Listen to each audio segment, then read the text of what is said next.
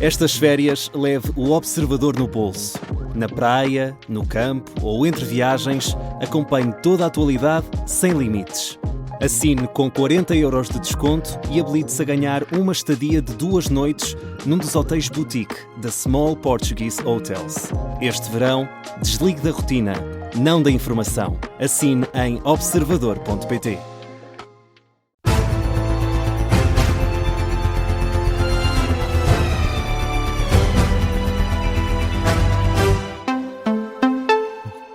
As notícias com Miguel Gato. O PS está disposto a segurar o Governo no próximo Orçamento do Estado e em eventuais moções que surjam para derrubar o Executivo de Luís Montenegro. O Observador sabe que José Luís Carneiro tem a convicção de que o partido precisa de pelo menos mais um ano para consolidar a proposta política junto dos eleitores, que acabaram por se afastar dos socialistas nos últimos anos.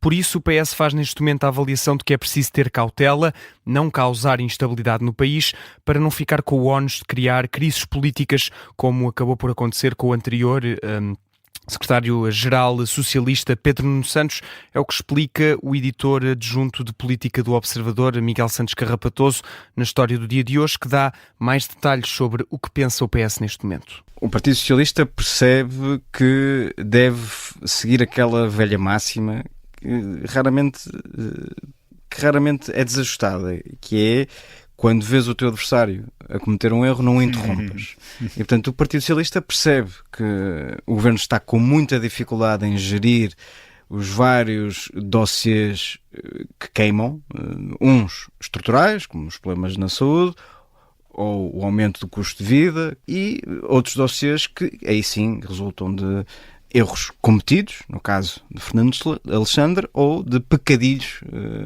cometidos noutras vidas, no caso de Luís Neves. E, portanto, o Partido Socialista sabe ou pressente que o Governo e que Luís Montenegro dificilmente terá uma terceira oportunidade para deixar uma primeira boa impressão.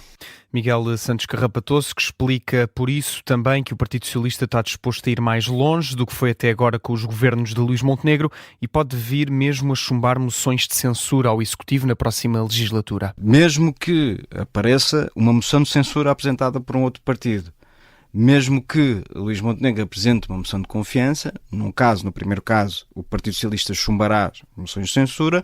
No caso de uma moção de confiança, o Partido Socialista está disponível e, eventualmente, para viabilizar essa moção de confiança, nem que seja pela abstenção. O editor adjunto de política do Observador, Miguel Santos Carrapatoso, na história do dia de hoje, apesar dos casos que têm surgido no Governo, com especial foco do Ministro da Administração Interna, o caminho preferido pelo Partido Socialista neste momento continua a ser o de desgaste prolongado no tempo do Executivo da AD e por isso o PS está disponível a manter Montenegro no poder, pelo menos até 2027, é o que sabe o Observador. Os serviços de segurança da Assembleia da República propuseram mais videovigilância no Parlamento, mas os partidos acabaram por discordar. Uma proposta feita por um grupo de trabalho com elementos da GNR e da PSP, responsáveis pela segurança na Assembleia da República. Ora, o Jornal Público conta hoje que este grupo de trabalho propôs há alguns meses que fosse feito um reforço de videovigilância no interior de 2 edifícios. Houve ainda uma outra proposta para serem colocadas câmaras junto aos elevadores de cada andar do edifício novo, mas também não foi aceito. De acordo com o Público, os partidos justificam a recusa destas medidas com argumentos de privacidade e liberdade de circulação na Assembleia da República. Explicam que não se querem sentir observados para que possam falar livremente com outros deputados, com jornalistas ou até com membros que acabem por visitar o Parlamento. Esta notícia surge depois de várias dúvidas que têm sido levantadas sobre a segurança no Parlamento, depois do alegado roubo de documentos no gabinete de André Ventura. Termina hoje o prazo para as candidaturas ao ensino superior, isto numa altura em que há já mais alunos inscritos do que em toda a primeira fase do ano passado. Na terça-feira, a Direção-Geral do Ensino Superior contabilizava perto de 55 mil candidatos, isto num universo de mais de 56 mil vagas disponibilizadas para setembro. No primeiro dia do concurso deste ano, apenas se candidataram ao ensino superior cerca de 300 alunos, número muito abaixo dos 10 mil que o tinham feito no primeiro dia do concurso do ano passado. Entretanto, os números regularizaram, apesar dos problemas na correção dos exames nacionais do ensino secundário. As notas dessas provas do secundário vão ser afixadas amanhã. Foi inaugurada há 60 anos a ponte 25 de Abril. O aniversário foi assinalado esta madrugada com um espetáculo com cerca de 500 drones sobre o Rio Tejo. Um espetáculo que foi acompanhado pela jornalista do Observador, Marta Caramelo Nobre. Aplausos que só chegaram no fim de um espetáculo que começou atrasado devido ao elevado tráfego aéreo que se fez sentir na capital. Foram 10 minutos de imagens no céu, mas sem qualquer música a acompanhar.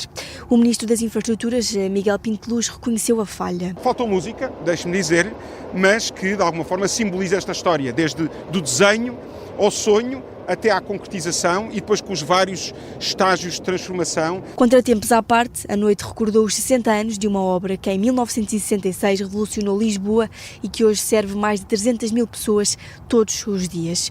Sobre o estado da travessia, o governante deixou uma salvaguarda. A garantia que podemos dar aos portugueses é que todas as condições de segurança são mantidas, temos feito todas as análises, todos os estudos. Para o Ministro, esta ligação é, acima de tudo, um espelho da entidade do país. É uma ponte que tem muitas histórias para contar da nossa vida, da nossa democracia. 60 anos depois da inauguração, a ponte 25 de Abril continua a ser um elo indispensável de quem cruza o Tejo todos os dias. A reportagem da jornalista Marta Caramelo Nobre, que esteve a acompanhar o espetáculo de drones que assinalou os 60 anos da ponte 25 de Abril. Na atualidade internacional, Donald Trump garante que quer assinar um acordo de paz com o Irão em breve e volta a dizer também que os iranianos mentem quando dizem que não está a haver negociações. Porque eu não quero matar pessoas. Não quero matar pessoas, mas a certa altura estávamos preparados para lançar o maior ataque de sempre e nós atingimos-los com muita força nestes últimos meses. Estávamos completamente preparados para lançar o maior ataque desde a Segunda Guerra Mundial. Depois ligaram-me e disseram, por favor, não o façam, vamos conversar. E depois vieram dizer, nós nunca dissemos isso. Declarações do Presidente dos Estados Unidos na última noite, durante um comício no Nevada. O Vice-Presidente J.D. Vance também afirmou esta noite que as negociações de um acordo com o Irão vão ser complicadas, apesar de também mostrar essa disponibilidade para chegar a um acordo com o país. Isto numa altura em que o Irão diz ter chegado a um acordo com Oman sobre uma nova rota marítima no Estreito de Hormuz. O anúncio foi feito ontem pelo porta-voz do Ministério dos Negócios Estrangeiros iraniano. A imprensa israelita avança que o acordo poderá ser assinado nas próximas horas, mas Rita Lourenço, há ainda algumas condições a definir para a abertura do estreito. Temos, neste momento, um acordo fechado ainda por assinar e um estreito por abrir. Segundo a informação avançada pelo Canal 12 israelita, este acordo implicaria a abertura do Estreito de Hormuz dentro de 60 dias, mas para tal acontecer tem de entrar em vigor um cessar-fogo entre os Estados Unidos e o Irão.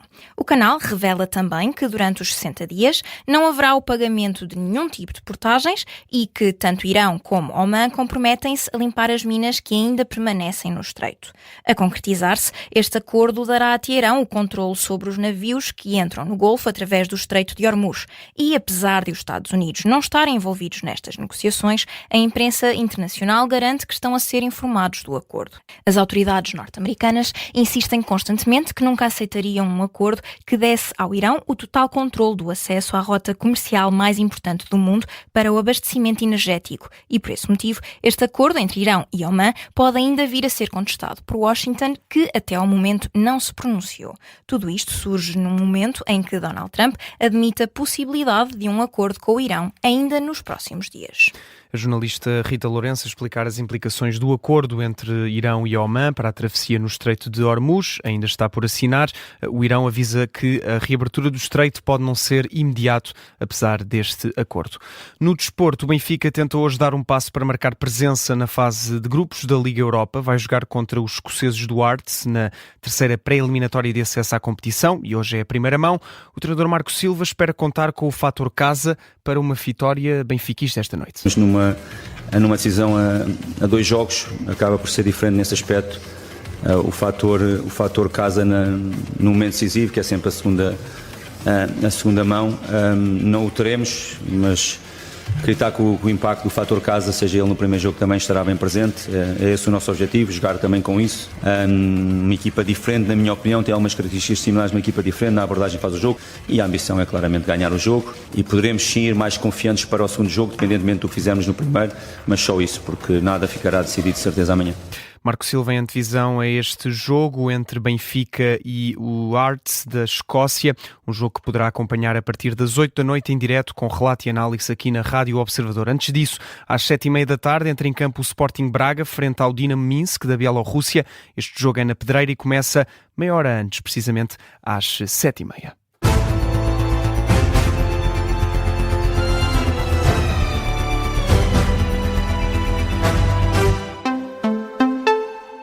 Este programa tem o apoio de BetClick.